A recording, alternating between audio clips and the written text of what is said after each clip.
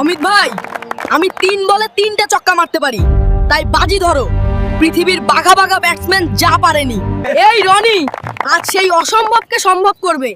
আমি এই 3 বলেই 3টা ছক্কা মেরে তবেই মাঠ ছাড়বো। কি বলিস তুই?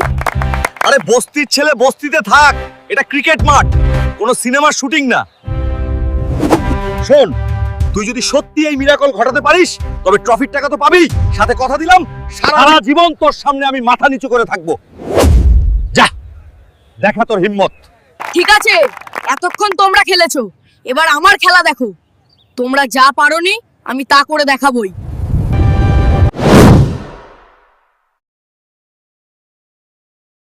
স্যার, হাতে মাত্র 3 বল আর আমাদের প্রয়োজন 18 রান। এটা গাণিতিকভাবে সম্ভব হলেও বাস্তবে অসম্ভব। বিশ্বের বাঘা বাঘা ব্যাটসম্যানরা যা পারেনি, এই ছেলেটা কি তা পারবে? কোচ আতিক স্যারের চোয়াল শক্ত হয়ে গেল। তিনি মাঠের মাঝখানে দাঁড়ানো জীর্ণ পোশাক পরা ছেলেটির দিকে তাকালেন। ছেলেটির চোখে কোনো ভয় নেই, আছে এক অদ্ভুত আগুনের ফুলকি। গ্যালারিতে হাজার হাজার মানুষ নিস্তব্ধ, সবার শ্বাস আটকে আছে। ধারাভাষ্যকার চিৎকার করে উঠলেন, ইটস ডু অর ডাই। ছেলেটি ব্যাটের গ্রিপটা শক্ত করে ধরল। তার কানে ভাসছে মায়ের সেই আর্তনাদ আর হাসপাতালের সাদা বিছানা।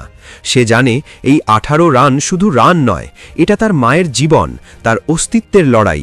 বোলার দৌড় শুরু করল। বন্ধুরা, এই ছেলেটি কি পারবে তার ভাগ্য বদলে দিতে, নাকি সমাজ তাকে আবারও আবর্জনার স্তূপে ছুঁড়ে ফেলবে? পুরো ঘটনাটি জানতে হলে গল্পটি শেষ পর্যন্ত আমাদের সাথে থাকুন। শহরের কোলাহল যেখানে শেষ হয়ে এক ধূসর বস্তির সীমানা শুরু হয়, সেখানেই বাস করত 17 বছর বয়সী রনি। রনি আর 5টা সাধারণ কিশোরের মতো ছিল না। তার সমবয়সীরা যখন বিকেলে কাঁধে ব্যাগ ঝুলিয়ে কোচিংয়ে যেত বা পার্কে আড্ডা দিত, রনি তখন শহরের ডাম্পিং গ্রাউন্ড বা আবর্জনার স্তূপে খুঁজে বেড়াত এমন কিছু যা বিক্রি করে দুমুঠো ভাতের ব্যবস্থা করা যায়। তার বাবা নেই, ছোটবেলায় এক সড়ক দুর্ঘটনায় মারা গেছেন। ঘরে আছেন অসুস্থ মা সুমিত্রা দেবী, কিডনির অসুখে ভুগছেন তিনি। প্রতি সপ্তাহে ডায়ালিসিস করানোর মতো টাকা তাদের নেই, তাই শুধুমাত্র সস্তা ওষুধ খেয়েই কোনো মতে বেঁচে আছেন তিনি। রনি ছিল অদ্ভুত এক ছেলে। তার পিঠের ওপর ঝোলানো থাকত একটা বিশাল প্লাস্টিকের বস্তা, কিন্তু সেই বস্তার ভার তার চোখের স্বপ্নকে চাপা দিতে পারেনি। তার স্বপ্ন ছিল ক্রিকেট, তবে সে ব্যাট কেনার ক্ষমতা রাখত না। তাই ভাঙা কাঠের তক্তা, কখনো বা কুড়িয়ে পাওয়া প্লাস্টিকের পাইপ দিয়ে সে কাল্পনিক বল পেটাত। বস্তির সরু গলিতে, যেখানে ঠিকমতো আলো বাতাস ঢোকে না, সেখানেই সে বাতাসের সাথে কথা বলতো তার কাল্পনিক ব্যাট দিয়ে। একদিন বিকেলে শহরের নামকরা ভিক্টোরিয়া স্পোর্টস ক্লাবের বাউন্ডারি ওয়ালের বাইরে দাঁড়িয়ে রনি খেলা দেখছিল। ক্লাবের ভেতরে ধনী পরিবারের ছেলেরা সাদা জার্সি পরে প্র্যাকটিস করছে, তাদের হাতে নামি দামি ব্র্যান্ডের ব্যাট, গায়ে সুরক্ষা সামগ্রী। রনি দেওয়ালের ফোকর দিয়ে অপলক দৃষ্টিতে তাকিয়ে থাকত। তার মনে হতো ওই সবুজ ঘাসের গালিচা কোনো অন্য গ্রহের অংশ, যেখানে তার মতো ছেলেদের প্রবেশ নিষেধ। হঠাৎ মাঠের ভেতর থেকে একটা বল সজোরে বাউন্ডারি পার হয়ে রাস্তায় এসে পড়ল। বলটা ঠিক রনির পায়ের কাছে থামল। লাল রঙের চকচকে লেদার বল। রনি বলটা হাতে তুলে নিল। বলটার ওজন, তার সেলাই, সবকিছুতেই যেন এক জাদুর স্পর্শ ছিল। ঠিক সেই সময় ক্লাবের নিরাপত্তা রক্ষী ছুটে এলো। এই ছেলে, বল দে আর এখান থেকে ভাগ, তোদের মতো ছেলেদের জন্য এই জায়গা না। রনি বলটা দিয়ে দিল, কিন্তু তার মনের ভেতর একটা জেদ চেপে বসল। সে ভাবল, আজ আমাকে তাড়িয়ে দিচ্ছ, কিন্তু একদিন আমি ওই মাঠের মাঝখানে দাঁড়াবো। সেদিন রাতে রনি বাড়ি ফিরল কিছুটা দেরিতে। মা কাশছিলেন। রনি মায়ের মাথায় হাত বুলিয়ে দিল। মা বললেন, বাবা, আজ কিছু খেয়েছিস? রনি মিথ্যে বলল, হ্যাঁ মা, পেট ভরা। আসলে সে কিছুই খায়নি। সে তার জমানো সব টাকা মায়ের ওষুধের জন্য রেখে দিয়েছিল। ভাঙা টিনের চালের ফাঁক দিয়ে আকাশের দিকে তাকিয়ে রনি ফিসফিস করে বলল, মা, আমি তোমাকে কষ্ট পেতে দেব না। আমি খেলব, আমি জিতব। পরের দিন থেকে রনির রুটিন কিছুটা বদলে গেল। সে খুব ভোরে উঠত, যখন সূর্য ঠিকমতো ওঠেনি। আবর্জনা কুড়ানোর কাজটা সে দুপুরের মধ্যে শেষ করে ফেলত। তারপর সে চলে যেত শহরের শেষ প্রান্তে, নদীর ধারে এক পরিত্যক্ত জায়গায়। সেখানে কেউ আসত না। আবর্জনার স্তূপ থেকে কুড়িয়ে পাওয়া একটা চ্যাপ্টা শক্ত কাঠকে সে তার ব্যাট বানিয়েছিল, আর বল হিসেবে ব্যবহার করত পুরনো টেনিস বল, যা সে টেপ দিয়ে পেঁচিয়ে ভারী করেছিল। রনি একা একাই প্র্যাকটিস করত। সে কল্পনায় দেখত সামনে বিশ্বের সেরা ফাস্ট বোলার দাঁড়িয়ে আছে। সে ঘন্টার পর ঘন্টা শ্যাডো প্র্যাকটিস করত। তার পায়ের মুভমেন্ট, তার চোখের দৃষ্টি, সব কিছুই ছিল নিখুঁত, কিন্তু দেখার কেউ ছিল না। তার কোচ ছিল তার নিজের ছায়া। একদিন দুপুরে প্রবল রোদ, রনি নদীর ধারে ঘরমাক্ত শরীরে প্র্যাকটিস করছে। সে একটা পুরনো টায়ার ঝুলিয়ে রেখেছিল গাছের ডালে, আর সেটাকেই টার্গেট করে শট মারছিল। দূরে দাঁড়িয়ে দৃশ্যটি দেখছিলেন একজন বয়স্ক ভদ্রলোক। তার নাম আতিক চৌধুরী, একসময়ের তুখোড় ক্রিকেটার, কিন্তু এক ইনজুরির কারণে কেরিয়ার শেষ হয়ে গিয়েছিল। এখন তিনি নতুন প্রতিভার সন্ধানে থাকেন, কিন্তু আজকালকার একাডেমিগুলোতে টাকার দাপটে আসল প্রতিভা খুঁজে পান না। আতিকবাবু অবাক হয়ে দেখছিলেন ছেলেটিকে। ছেলেটার স্ট্যান্স, ব্যাকলিফট আর টাইমিং সব কিছুতে এক প্রাকৃতিকভাবে পাওয়া দক্ষতা আছে। কোনো কোচিং ছাড়াই ছেলেটি এত নিখুঁত ড্রাইভ মারছে কি করে? তিনি এগিয়ে গেলেন। এই ছেলে, তোমার নাম কি? আতিকবাবু গম্ভীর গলায় জিজ্ঞেস করলেন। অমিত দ্রুত আউট হয়ে গেল।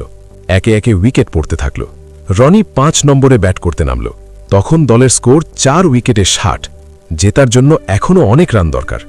রনি ক্রিজে এসে মাটি ছুঁয়ে কপালে ছোঁয়ালো। তার মনে পড়ল মায়ের মুখ।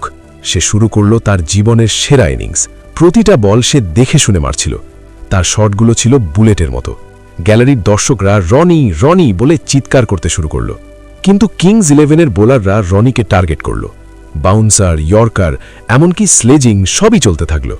একটা বল এসে সরাসরি রনির পায়ে লাগল। রনি মাটিতে বসে পড়ল। ফিজিও দৌড়ে এলো।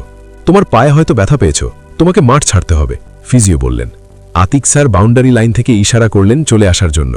কিন্তু রনি জানত সে মাঠ ছাড়লে তার মায়ের অপারেশন হবে না। সে উঠে দাঁড়াল। ব্যথায় তার শরীর কাঁপছিল, কিন্তু সে ব্যাট হাতে আবার গার্ড নিল। সে বলল, আমি খেলব। খেলা শেষ পর্যায়ে পৌঁছল। রনির প্রতিটা রান ছিল যন্ত্রণার, কিন্তু সে থামেনি। শেষ ওভারে জেতার জন্য প্রয়োজন ছিল 24 রান, হাতে মাত্র 1 উইকেট। স্ট্রাইকে রনি, নন স্ট্রাইকার এক নতুন বোলার যে ব্যাট ধরতেই জানে না, তাই সব দায়িত্ব রনির। বোলার ছিল টুর্নামেন্টের সেরা ফাস্ট বোলার। প্রথম বল ওয়াইড ইয়র্কার, রনি মিস করল। ডট বল, 5 বলে 24 রান। দ্বিতীয় বল রনি স্কুপ করল, বল ফাইন লেগ দিয়ে বাউন্ডারি, 4 রান। 4 বলে 20 রান। তৃতীয় বল স্লোয়ার ডেলিভারি, রনি বুঝতে পেরে সজোরে মারল, বল সাইড স্ক্রিনে আছড়ে করল, ছক্কা। 3 বলে 14 রান। চতুর্থ বল রনি আবার মারল, কিন্তু ব্যাটে ঠিক মতো লাগল না। কোনো মতে দৌড়ে 2 রান নিল। 3 বলে 18 রান। গ্যালারিতে টান টান উত্তেজনা।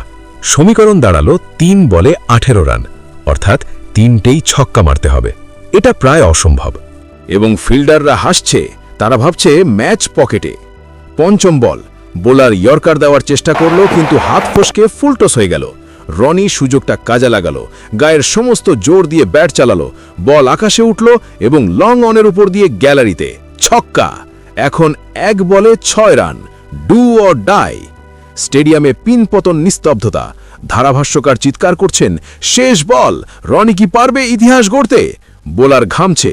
অমিত, আতিক স্যার, হাসপাতালের বেডে শুয়ে থাকা মা যদি টিভিতে দেখে থাকেন, সবার ভাগ্য এই একটা বলের উপর। রনি চোখ বন্ধ করল। সে কোনো স্টেডিয়াম দেখছে না, কোনো দর্শক দেখছে না। সে দেখছে সেই বস্তির গলি, সেই ভাঙা ব্যাট আর মায়ের হাসি। বোলার দৌড় শুরু করল। সে দিল এক মারাত্মক বাউন্সার। রনি জানতো এটা আসবে। সে পেছনের পায়ে ভর দিয়ে হুক শট খেলল। বল ব্যাটের ঠিক মাঝখানে লাগলো। এক বিকট শব্দ, বলটা যেন রকেটের গতিতে উড়ে গেল স্কোয়ার লেগ বাউন্ডারির বাইরে, অনেক বাইরে। ছক্কা। রনি ম্যাচ জিতিয়েছে। পুরো স্টেডিয়াম ফেটে পড়ল উল্লাসে। সতীর্থরা দৌড়ে এসে রনিকে কাঁধে তুলে নিল, কিন্তু রনির মুখে কোনো হাসি ছিল না। সে কাঁধ থেকে নেমে সোজা পিচের মাঝখানে হাঁটু গেড়ে বসল।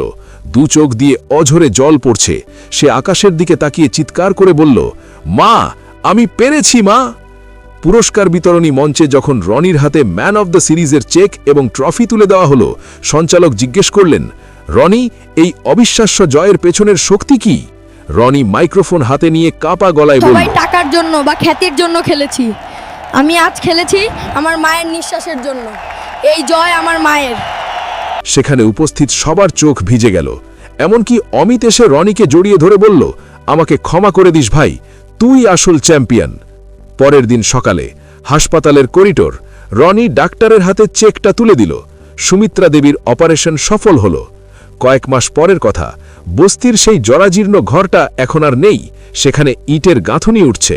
রনি এখন শুধু বস্তির ছেলে নয়, সে এখন রাজ্য দলের হয়ে খেলার ডাক পেয়েছে।